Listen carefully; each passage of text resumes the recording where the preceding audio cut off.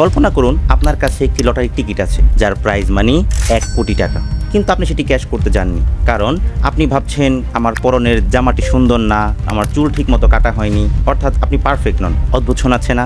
অথচ আপনার মাথায় থাকা সেই আইডিয়াগুলো ঠিক এই টিকিটের মতোই, আপনি সেগুলোকে কাজে লাগাচ্ছেন না। আপনি ভাবছেন আমি এখনো পারফেক্ট নই।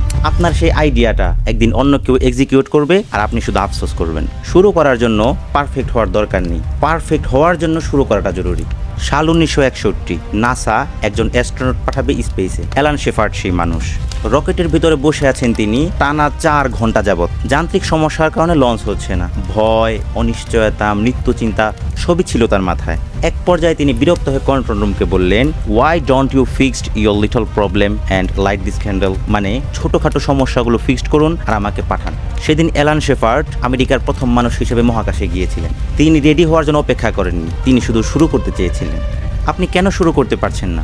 এর কারণ আলসেমি নয়, নিউরোসায়েন্স বলে আপনি যখনই নতুন কিছু শুরু করতে যান আপনার মস্তিষ্কের একটা অংশ অ্যামিগডালা সাথে সাথে অ্যালার্ম বাজায়। সে বলে থামো, বিপদ আসছে।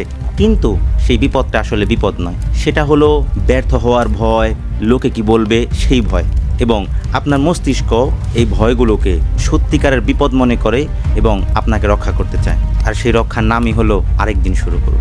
15 শতাব্দী, অটোমান সুলতান মেহমেদ আল ফাতিহ, বয়স মাত্র 21 বছর। সবাই বলছে কনস্টান্টিনোপল বিজয় করা অসম্ভব। 1000 বছর যাবৎ এই শহর কেউ বিজয় করতে পারেনি। তার উপদেষ্টারও একই কথা বললেন। কিন্তু মেহমেদ আল ফাতিহ তখন একটা কথাই বললেন, হয় আমি কনস্টান্টিনোপল নিব অথবা কনস্টান্টিনোপল আমাকে নিবে। এবং 53 দিন যুদ্ধের পর সেই অসম্ভব শহর তার পায়ের নিচে ছিল। তিনি কি নিশ্চিত ছিলেন যে তিনি জিতবেন?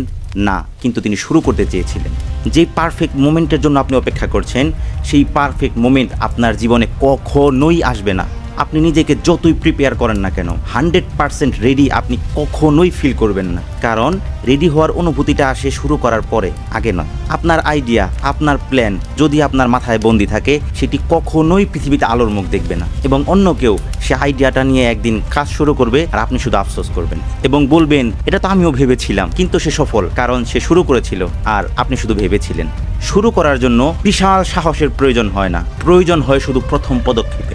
আজকে এখনই ছোট হলেও শুরু করুন, ভুল হোক, কেউ না দেখুক, এরপরেও শুরু করুন। কারণ যে শুরু করে কেবল সেই শেষ করতে পারে।